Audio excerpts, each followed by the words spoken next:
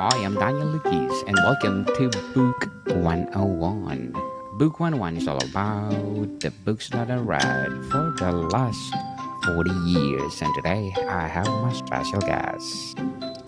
He is award-winning author and, of course, the managing director of Intelligentsia, no other than Mr. Andrew W. Pearson.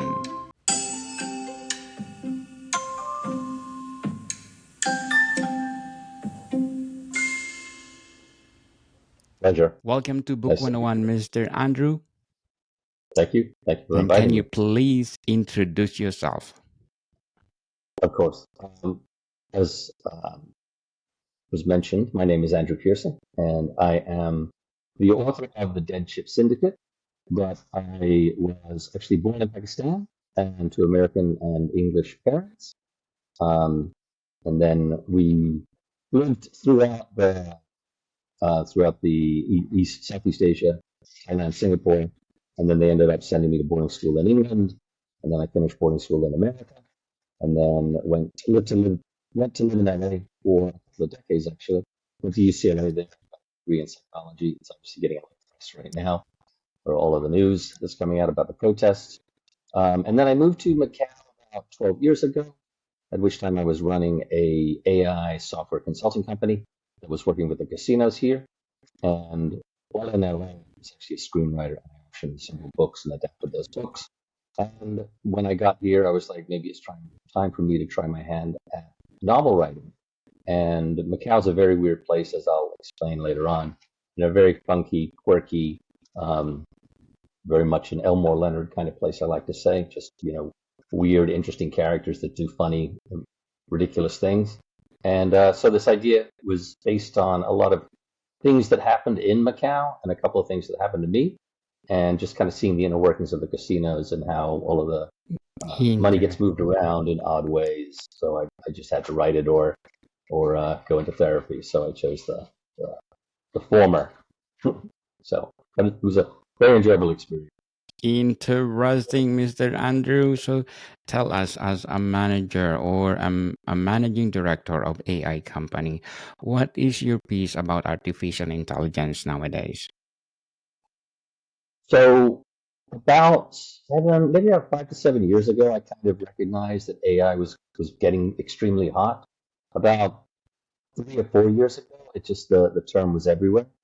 And I think it's on the cycle of people kind of use it for a tagline to sell just about anything now. I know I saw toothbrushes that had AI a couple of years ago at the computer and gaming CES, I think they call it in Vegas in January of every year that they have, where they introduce new products.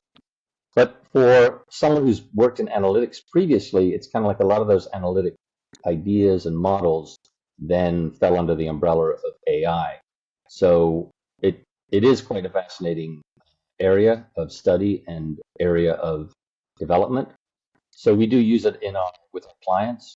And I've actually been doing a lot of stuff with generative AI lately. So, the text to image, text to video, you can do some coding. You can basically have Gen AI help you with software coding as well. So, I'm not sure it's going to destroy humanity. I'm not one of those people that thinks we need to be completely fearful of it. We do need to set some parameters, and it is going to get very, very intelligent very, very quickly. But I think there is a way to control it, and so I'm not of the fear that this is the end of us. But the book does have some AI elements because we use facial recognition technology in part of the way that they're able to uncover the money launderers in the casino. So, Mr. Andrew, what do you think the future of artificial intelligence? So what's interesting is about a year and a half ago, ChatGPT came out, and a lot of people suddenly recognized, and it got enormous use. And I don't use ChatGPT, but I've used Perplexity. So it's kind of taken over the whole Google search functionality, which I think is good because I think, enormous amounts of money are being spent on these models, and they produce, you know, highly accurate information. Sometimes there's it does just throw in I think they call them hallucinations, which are that are just made up. So you do need to be aware of that. But we're getting to a point with generative AI on the text to image front, where you don't necessarily need to hire designers or book cover artists. You can create a lot of stuff just by putting in the text that you want. So I played around a lot with that, and now text to video is coming out. And obviously we're not at a point right now where we can make very good movies, but we will get to a point where we can do some serious storyboarding with it.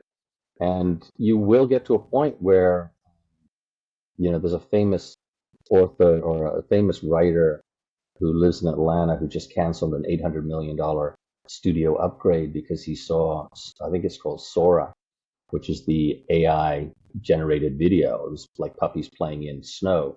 And if you know anything about animation, doing snow and whiskers and hair is very hard to do. So the fact that they created videos that are very realistic made him decide, I'm not going to spend the $800 million on 12 new studios sound stages, because I'm worried that that those will go unused. So it was probably a smart decision on his part, because this it's an area that's moving so fast. And you will get, and I live in China, and obviously they're doing a lot of interesting stuff in China as well. So it's a worldwide phenomenon at this point, and a fascinating thing to write about and study, to be quite frank.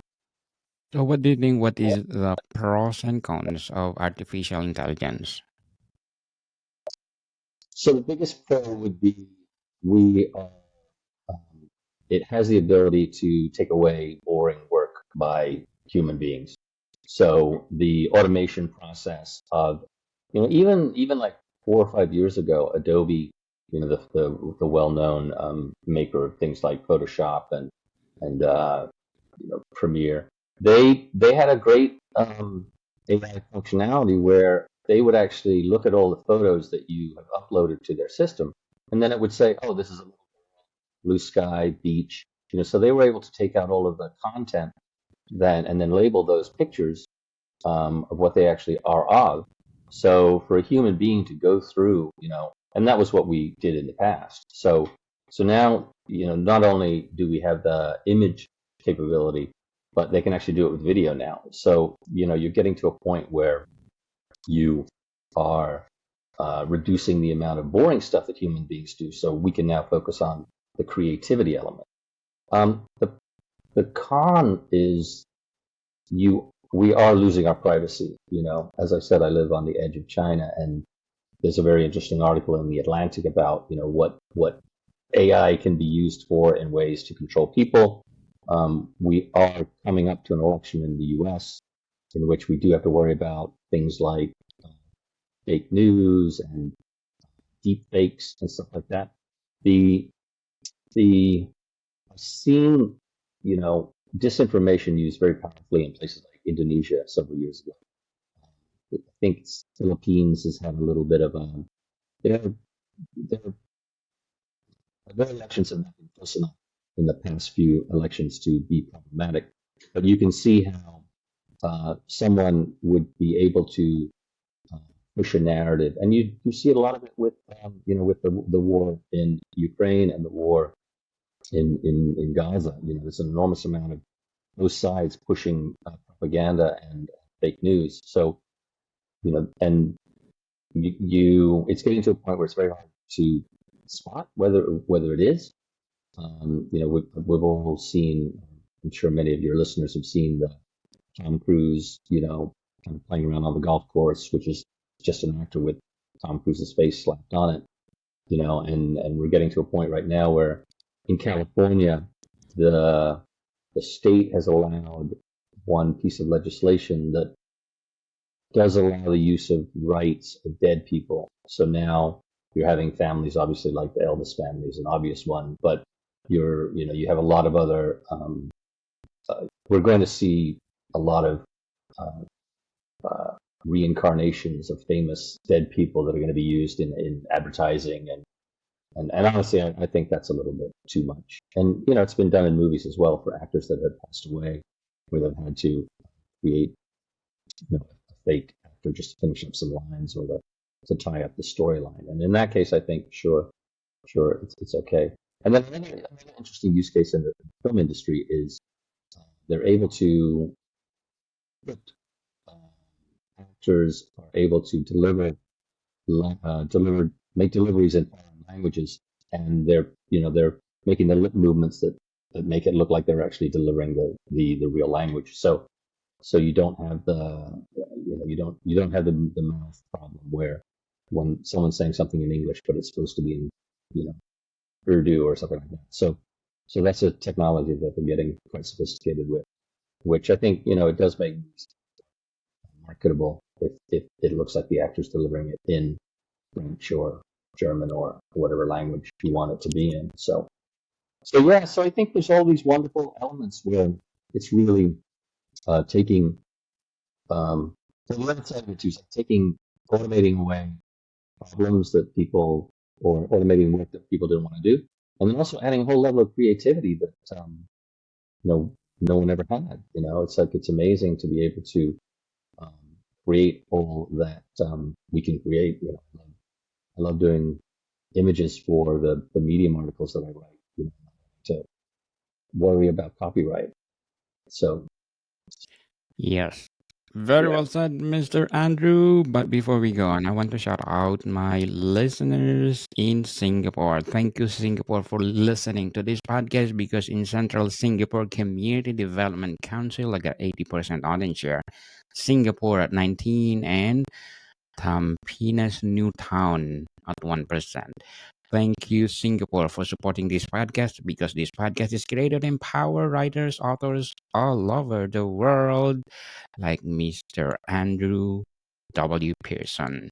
So, Mr. Andrew, let's talk about your latest novel. yeah, Yes, you love it's a novel. Singapore for sure. Singapore, I spent my youth there, so I was there for about 5.5, 6 years, and it was funny because I went back several times since I lived out here, and we were members of the Singapore Swimming Club, and I remember the ocean was right next to it, and I went back, and it was just Yeah, condos everywhere. So it was like it's an incredibly successful amazing. place. So yeah, beautiful place. Anyway, back to the novel. Yes.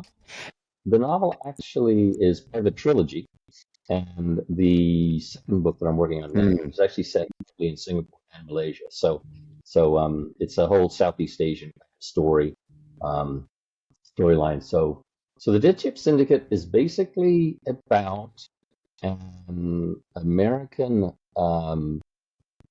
who's a former screenwriter living in LA. So it's very has a lot of my history to it. So it's very much a biography in some senses. So he moves to Macau to work at his twin brother's AI/software company.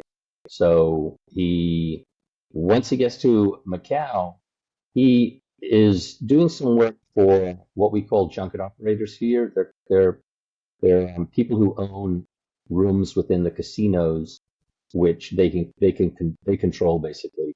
The casino provides them with the dealers and all the staffing, but the junket operators are the ones who go into China and get in most cases it's high rolling, valuable VIP players. So they go into China. They invite them to come to Macau. A lot of times they'll give them hotel rooms. Sometimes they'll fly them there because these are usually very wealthy Chinese people. So, and what the Chinese gambler does is he basically goes to the junket operator's office in China, wires them some money, and then once that person gets to Macau, he gets access to that money and he gets it in what's called a rolling or a dead chip program. So he has to stay there and play with those chips for as long as it works out, So say he has 1 million chips. If he wins money with any of his bets, he gets regular chips, which are chips that then he can deposit with the casino and basically send anywhere he wants to. But he'll get the dead chip back. So it's this case of just basically playing all of the dead chips and then to try to get good chips. And those good chips he can then send anywhere he wants in the world. So it's kind of a way of getting money out of China is what it is. So in the process, what happens is you can get, if you have 1 million chips, you can get credit for 5 million. So there's ways where you can get into a bit of trouble. So what happens is the American gets involved with the Chinese junket operator, who is worried about the fact that he knows where all the dead bodies are buried and where all of the money laundered money has gone.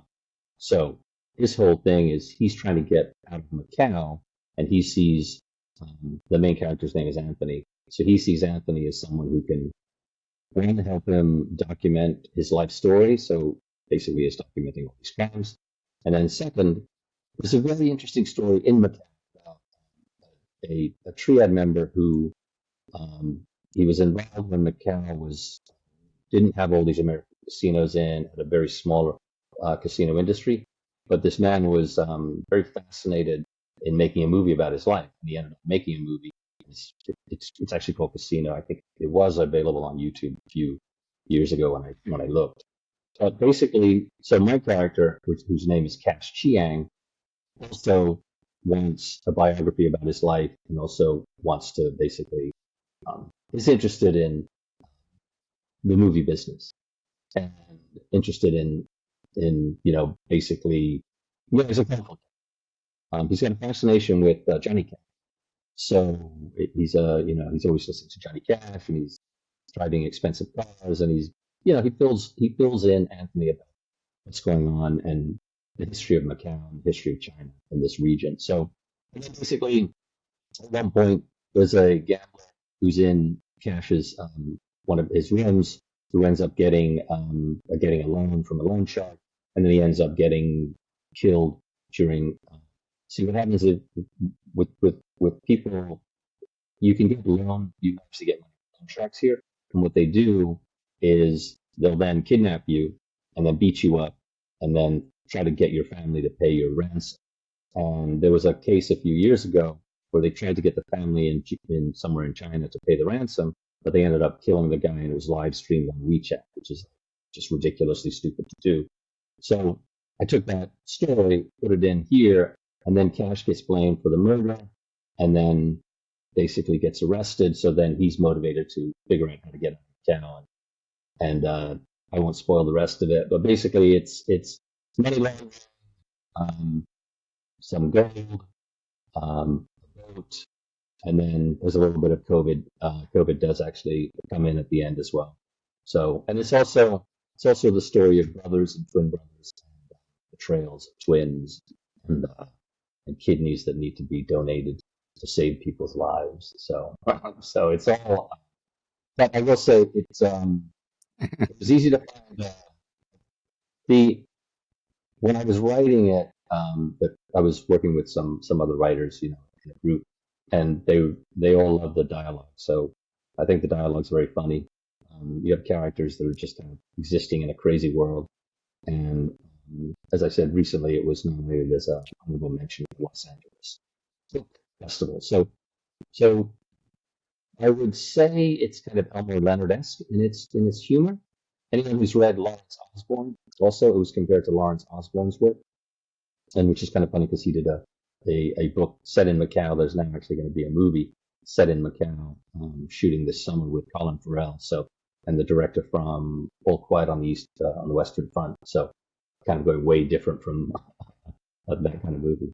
But yeah, it's a fun read. I've been writing since I was 11 years old, sending work to my dad when he shipped me off to boarding school, and I would send handwritten pages that he gave to his secretary, and she'd type it up and send it to me, and I'd get it, a month later. But always been, um, but yeah, and So, Mr. so Andrew, my, how did you come up with the title of your book? it was, I was thinking maybe what happens in Macau never happened, and then the Wild Wild East. But the Bedship Syndicate was the first one that I came up with, and the publisher liked it, and I think the alliteration is really nice. I think it's syndicates. I think an interesting word to use in a thriller, and I wanted to something that people would be like, oh, what is that? So So yeah, I liked it, and it kind of fits nicely. So so yeah, that's how it is a real thing. That's The awesome and interesting. it, yeah, there are things called dead ship programs. So yeah, yeah. So, Mr. Andrew, were there any particular authors or books that influence your writing style for the content of the Dead Ship Syndicate? Yes, as I said, as I mentioned earlier, I do like his work. I do like some of the TV shows and movies that were adapted of his work. I optioned a book by an author named Steve Lopez, who did a really good book about a bunch of politicians in Philadelphia stealing an election, which was called Elmer Leonard Goes to Philly. And then there's another author I optioned called Lawrence Shames, he's a New York Times bestseller. He does quirky um, stories set in Florida, so I find the tone kind of is that very Florida mystery, kind of quirky humor, Dave Barry kind of stuff that I like so much. I love Oscar Wilde, who's one of my favorites because his dialogue is just fantastic. George Bernard Shaw is another one who is. Shayna Delaney did a very interesting play called A Taste of Honey many years ago, which is another one that I liked a lot. So it's less on the thriller side and more deep, mystery kind of fun writing, I guess. But irreverent would be a big word for me. Yes, our Reverend. Before we go on, I'm inviting you to listen to my other podcast, Food 101, on my fourth season, people. Fourth season with Chef Alessandro, one of the executive chef and one of the five-star hotel in downtown Toronto. So please do listen to our podcast Food 101, and of course our merchandise, people. Merchandise, Food 101 merchandise. If you are looking for any kind of products, we are having all those products that you want, like men's sports warm up hoodie or pet hoodie, jigsaw puzzle, ceramic ornament, or face towel, and a lot more. So please do visit our Food 101 merchandise on Etsy and Shopify.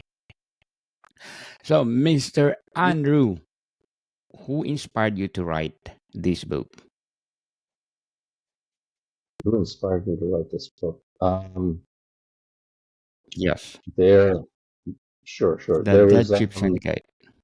right. So when I first moved out here, it was so Cash Chiang is a character who is very much. It's kind of more characters that I saw in my life that I was like, you're an interesting character. You need to be in a film or you need to be in a movie. And I was hired many years ago to write it was the craziest request ever. It was basically an adaptation of Shakespeare's Macbeth set in country music. And the writer was a pretty well known for Italy author, film actor. And he was a very interesting character. He was on a big TV show there, and but he was from the same region as Mussolini is from. So he was kind of he had that bald head and kind of the similar, body shape.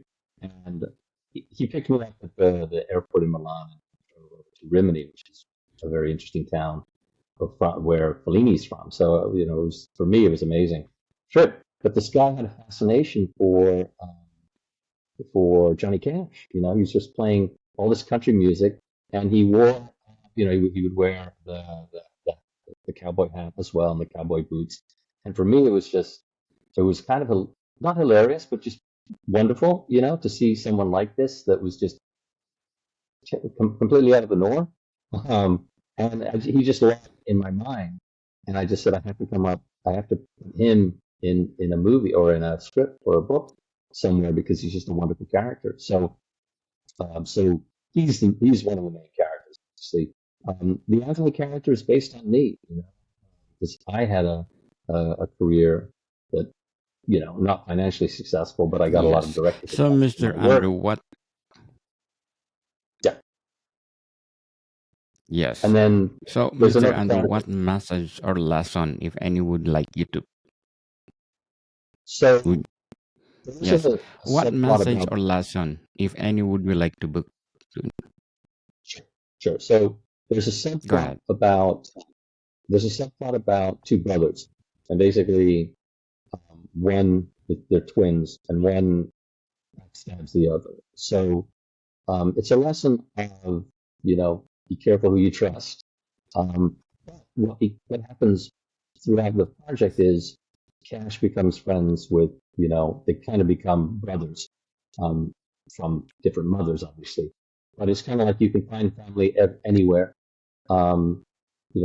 There is a on the cover you'll see it says you always cheat the ones closest to you, which is a Cantonese saying and a Chinese proverb. So Yes. and it's a we do need to be very careful, and we do need to worry.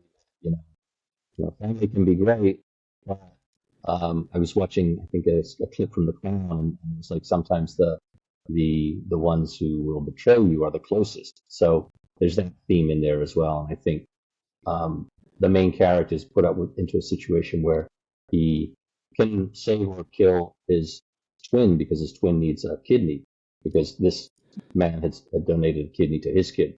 So it's a life and death choice. And then there's another life and death choice where the mother of the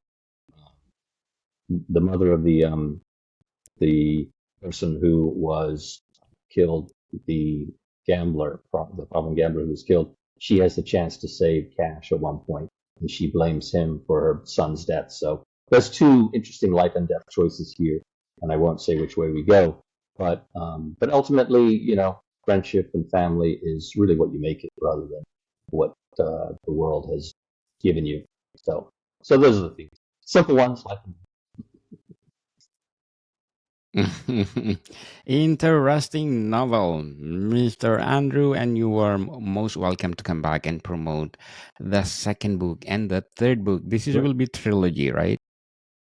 Yeah, I'm working on the second one called Quid Pro Crypto, and it's about this is all about writing a screenplay and writing a book, obviously. So then the second one is about the book actually being put into production, and then a day one of the shoot, the director gets kidnapped because he's involved with the Singapore match fixing uh, football match fixing syndicate. He owes money to them, so so it'll have the hijinks and the irreverence and there's also a bit of crypto in this, so I kind of trying to poke fun at that whole crazy world as well. So yeah, and then the third. Interesting novel, Mr. Andrew. And can you, yes. Yeah. So, what kind of readers do you believe will connect most of your book and why? Yeah. So I think anyone who, when we had the book life review, um, Lawrence Osborne was mentioned. Anyone who's interested in like an international mystery thriller, anyone who kind of wants to step into this irreverent world, as I said, Elmore Leonard. Anyone who likes good dialogue and friendly wordplay, that was another thing that the book life. So anyone who likes Aaron Sorkin movies, I think would enjoy this kind of stuff. David Mamet kind of people who like his he drops a lot more f bombs than I do, but there's very fun, intelligent, and clever, I think, wordplay, and there's Mm. this is a very fascinating and fun world. So step on in and learn a thing or two and be entertained. Yes, people, let's support Mr. Andrew Pearson. Let's read the Dead Sheep Syndicate. So, Andrew, can you please invite our listeners to support your book?